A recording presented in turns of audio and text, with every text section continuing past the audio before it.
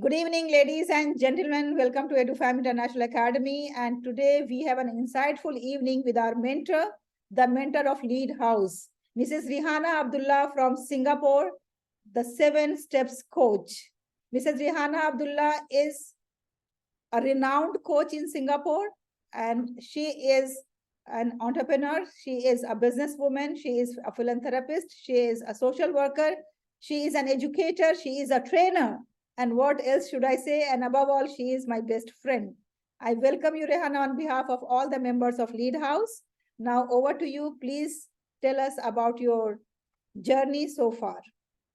All right. Thank you for inviting me. So sorry I'm late because I was in another class. I'm taking an NLP program. So I'm a little bit, I just ended.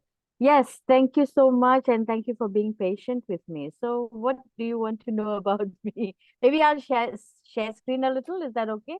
Can you give me Yes, permission? you can. Let me just make you the co-host. Okay. Yes, you can, please. Okay. Right. So you can see my screen. Are you Yes. able to see my screen? Okay. So I am a coach, but I was not always a coach. Okay. I used to be a travel agent, totally unrelated to what I'm doing right now. So I used to be a travel agent, and then then I went into a then my mom passed away, and then I had to come back to take care of my son, who was very young at that time. And okay, let me stop share for a while. So, and then I became a homemaker. And okay, being a career woman, I mean, having a career and a family, you could balance it. But then when you become totally homemaker, sometimes you get a lot of limiting beliefs, you get a lot of negative emotions, that you're not being valued, you're not having the finances that you want, that power that you have, and you feel very, very low down. And that's what happened to me. So I love taking care of my family, but at one point I kind of lost myself, because in trying to be a mother, a friend, a wife, a sister-in-law, a daughter-in-law, all that, I kind of lost myself. And I came to a very negative place in my life where I didn't have confidence in myself anymore. And started on some personal development programs, and it was good. When you are in the program, it's very good, but when you come back home and then you realize, back in the environment, the negativity will start coming in after a few weeks. I don't know whether you've experienced that, but then you feel that, yeah, why are things not changing, and you start blaming everyone else. And that's what happened to me. I started blaming my husband, I started blaming my home, I started having issues with my health, and I almost ended up being paralyzed one day in a hospital bed, because doctor said that I have a shift in my spine, which was pressing on one of my nerves in my legs, and I would almost become a wheelchair bound for the rest of my life if I didn't go through this operation. So there and then was a big wake up call for me, and I realized that, why am I here? And I started thinking of all the reasons and all that, and and and when one area of your life is not going well, everything goes into haywire. Let's say your health is not there, then after that you can't work, and then you don't have money, and because you don't have money, you feel upset, and then you have bad relationships with your family and all that, and so it became a very bad vicious cycle. So um, then I went into, I mean, I was going to personal development, but it was not helping, because why? The change was happening not from within. And that is a very big realization, that change has to happen from inside, has to happen from yourself, not from outside, not from changing the circumstances outside. No matter whatever the circumstances are outside, it is what is inside that is going to change your thinking, your words that you're using, and that is going to change your life. And that's what happened to me. So I found my coach, and I got into mindset development, and I did a lot of work on myself to get me out of that bad space. And then I realized that a lot of people are in a bad space, and they don't realize it as well. And then they expect things to get better, expecting, change your husband, change your job, change your life, change your kids. You can't do that, right? And it doesn't change anything. So at the end of the day, you have to change. And when you change, the surrounding will change. And that's what happened to me. So I did a lot of work on mindset, and I realized because a lot of people are having this problem, I decided that if I can get myself out of this, I can get other people out of this. And that's where I started my journey only in like 2018, 2019. That's when I went into full-fledged into my coaching business, and I realized that that's was helping many people. And so I have a couple of programs that I run. I just will share them with you. So I do mindset program. I've done this since 2018. I've been, running entrepreneur mindset program. I do a lot of speaking. I do a lot of public speaking. That's one of my strengths. I do a lot of teaching in schools as well. I do life skills. That means I teach public speaking, leadership skill, organization skills, and all that. And that's where Dr. Halima felt that she needed me to come in at some of your sessions, because she runs leadership programs which are very fantastic. I've attended all her programs as well. And that's how sorry, I'll stop sharing screen. uh Stop sharing. Where's my share? Okay, very good. So how do I stop share? Okay, so yeah, am I sharing? Okay, so that's where I am right now, and I do many such programs. So you know, you want to ask me some questions. How do I get myself out of any kind of situation? If you have some questions for me, I'm happy to answer them. If anybody wants to know anything. No, everybody's happy. Right? Yes, Miss Fiza, please go ahead. Yeah. Yeah, actually, this question is for my sister. I just Okay. came back from my. She's like, she's very busy, okay, and she has a work pressure a lot. I used to tell her that you take care of yourself first. So I don't know how to tell. I mean, how to convince her. You should take care of yourself. She is very frustrated about the kids. Kids sometimes complain, "You're not giving us time, mama." And sometimes husband also, and you're not giving us time. You're full time, 14 to 15 hours. She is busy. Like I tell Right. her, try managing time, but she is not able to do that. How can I convince her? Okay. It's very difficult to convince her because I'm also like that. I'm a workaholic myself. Once I start working or I start doing on a project, I'm like all the time, and then people cannot disturb me, even my family members. But then they've come to understand me. Okay, self-care is very important. What you said is correct. You need to take care of yourself. So I have this little wellness tricks. One of them is called EFT tapping.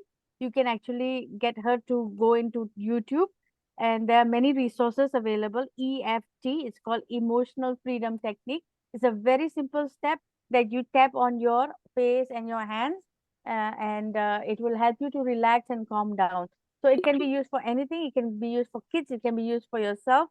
One of Dr. Halima's workshop, I do teach that at times. If you want, if you can look through the resources, there's plenty available on YouTube. So you don't have to worry. There's a lot. It's very easy to do. Takes less than 5 minutes, in fact. So just ask her to use that. And I think a lot of what Dr. Halima teaches in her program about, going to the beach, grounding, I think you've done that. Nature walk. Yeah. So you have to make the time, or you have to, maybe what you can do on your part is, when you have activities, involve her. Knowing that she's busy, she won't be able to find the time. You have to uh, invite. All of it. Yeah. Yes, you say, come, we are having this outing, we are having this family gathering. So involve her. That way, I mean, she may reject a couple of times, but after a while, she will be more engaged, because they don't have time to make time for themselves. You have Yeah. to make that for them, Right. for the people you love. They don't have time, really, they don't. So you have to find ways to engage them. Sure. Even if it's like, okay, let's go for morning exercise. If they're living close by, let's go for a 10 minutes walk together. I need to exercise. You say you need to exercise. Yeah. Yeah, I need company, because I cannot exercise on my own. I get distracted, and I lose consistency. So can you follow me? That way you engage. So that is one of the ways we can help the people we love, because it's very difficult for them. And until they start practicing on themselves, they are not able to do it, because it's not that they don't want to, they just can't help it. Yeah, actually. Yeah. Thank you. Thank you so Yeah. much. You can write down EFT tapping. That's very, very useful for anyone. I will. Anyone in this group. For kids, May I adults. ask one Yes, question? sure, ma'am. Yes, Okay. I think Naza is on the screen already. So first we'll go to Naza and then Hamida, we will come back to you if you don't mind. Yes. Okay. Hi, Okay. Naza. Yes, Naza, Okay. please. Yes, thank you. Thank you. Yeah. So, Miss, my question is that nowadays we can see some changes within the young people, especially in their adolescence. For example, there are some behavioral issue. They are more engaged to gadget. They lack some social skill as well. So, Mm. what is your suggestion to change the mindset of the young people rather than only giving a speech or motivate them? Because sometimes the speech and words are not working. Sometimes the video even not working. So, how can we project the role modeling? How can we actually motivate them rather than that just giving them the lecture or Mm. giving some example from our real life, because sometimes I have seen it's not actually working. The Right. intrinsic motivation is not there. Thank you. Okay. So are you teaching them live or all on Zoom always?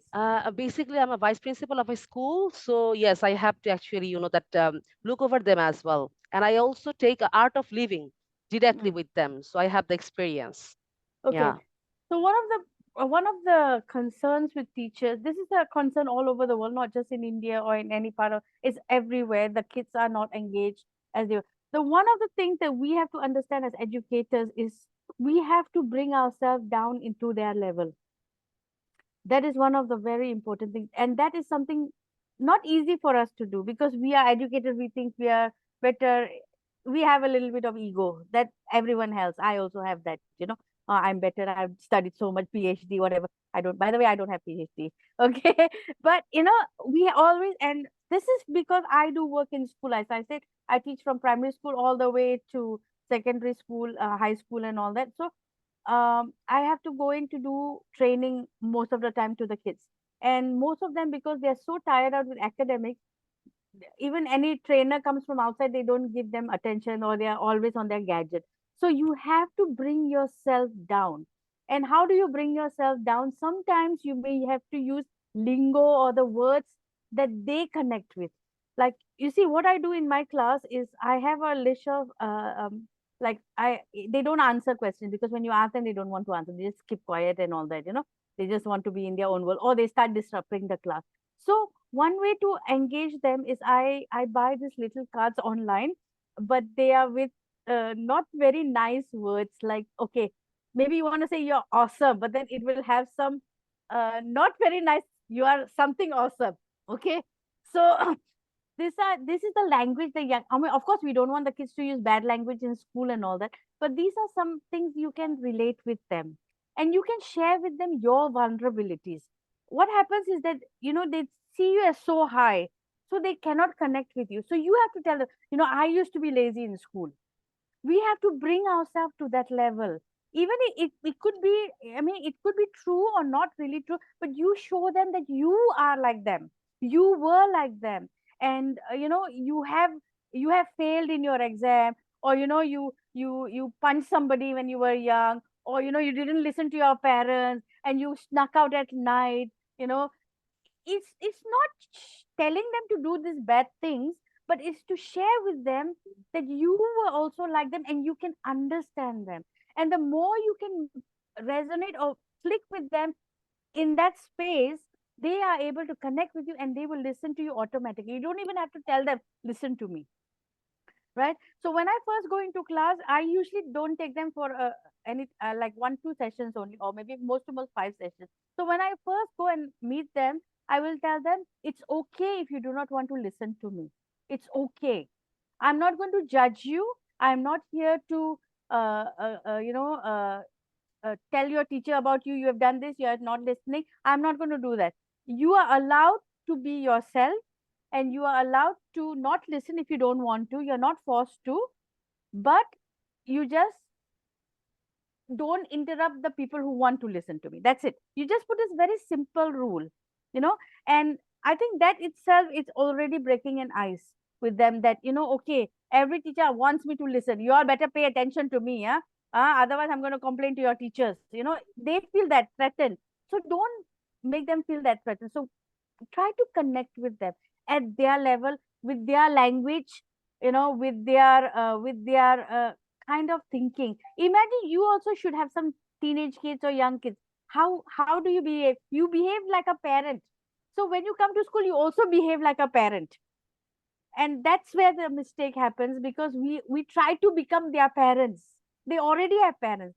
So try to be their friend, and that really goes a long way. And then find activities for them that that engages them, instead of saying, okay, just sit down and do your work, and make your lesson a little bit more interesting or memorable.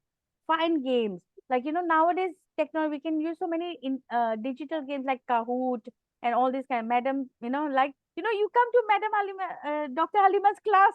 Is it fun? She has games in between. She has the wheel of, the wheel of fortune kind of thing. She has so many things going on. Like she has things match the picture, something like that. So make your class engaging, because otherwise, you imagine you are sitting there for how many hours, and you are listening to teacher after teacher after teacher, and they're all saying the same: study hard, oh, do this, do your homework, make sure you pass up this, why you didn't pass up, scolding this. It's going on. So you have to make yourself different. And I think you watch a lot of Hindi movies and all that. You watch the American movie where he's the teacher. Why are they engaging? Because they're different in the way they speak to them, and help them to understand that I'm here for you. I'm not here. It won't be easy in the beginning. It takes time, but you have to continue this process. I hope I've answered your question, Naza. Yes, Yes, ma'am, Hamida. Thank you. yes, Yeah, Reihana. Now, Hamida, please, your yeah, question. And yeah. Hamida's question. Ma'am, my question is, what skills would you like to share for small kids who are totally waste their time in watching mobiles? How Because small? most of the parents complained about this when they met us na, during PTM or whatever time. So they Mm. always complain about this, that ma'am, they are not studying at home and they are always busy in mobile. What to do, you have to tell. So what are some skills that we are going to follow to eradicate all these things? Even my child also stick to watch mobile instead of reading or doing work. So you Okay. just suggest some Okay. skills that how can involve him or motivate him towards this. I'm going to say something that you're not going to like. Okay, no, ma'am. Okay. Madam Halima, Dr. Halima knows me. I'm quite frank. So, first of all, what is the culture in your home? Okay, let's talk about your own home. Do you put phone as a priority in your life? Are you always on the phone? Are you doing the things that you No, want your ma'am. kids not to do? Okay, so this No, is a ma'am. question to ask the parents, right? The parents, do they have a rule? Like in my home, I have a rule that at the dining table, nobody's phone should be there. So you have to, I mean, they can have phone other times in studying and all that, because they need to use the phone for internet, online research and whatever. But certain times, okay, when we are having dinner, there is going to be, let's start with that one rule. And the parents of your students that are saying or complaining about their students or their children, ask them what they are doing. So we need to educate the parents. So what I suggest is, if you are a VP of a school, you have some authority to organize some workshops for the parents and educate the parents as well, because we don't just educate the kids. If the home environment is not the ones we want, then we have to change that environment for the kids so that they can become more responsive, more engaged, right? And have activities. Okay, say, okay, every Sunday, the whole family will go for a morning walk. Or it doesn't have to be early morning, doesn't have to be 7 o'clock, because they're already waking up early on normal school days. So maybe at 10 o'clock, we will go and have a walk, and we'll go and eat at McDonald's together or something like that. So you have to engage your kids. Just like as a teacher, you have to engage your students. A parent also must put away the devices, because you see the parents are telling the kids, I say, no, no, no, I have work, I have to answer my boss, I have to get this email to my client. We are doing that. So if you don't do it, if you don't change, your children will also follow you. They are following your example. And who is the first person who gave them the phone?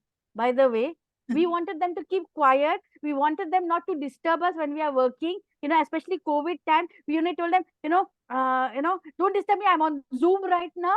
Go and play with your phone. Go and do some study. But then you see, we don't engage them. So we are doing that. I have to answer my boss. No, this is very important. So the kids also, this is very important. I have to answer my friend. Now I have to find out what is happening, what dress she's going to wear tomorrow to school. So I also don't look, I must look matching with the, that is important for them. And find out what they like.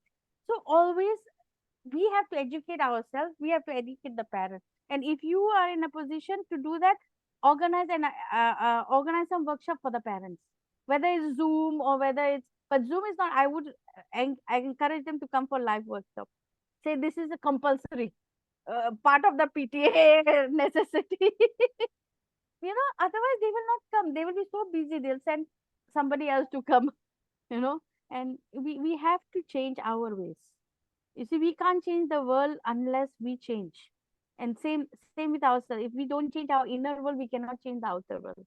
When you change, everything will change around you, right? So same thing goes for your kids, for your students. Yeah, I hope I've Thank answered you your very question. much. Yes, thank you Yeah. very much, Reihana. It was Thank very you, ma'am. Thank you, session. ma'am. And Yeah. now we come to the end of today's program. I hope that it was very informative, very interesting, and very beneficial for all of you. And certainly their course is just going to over in, I think, 6-7 days are left.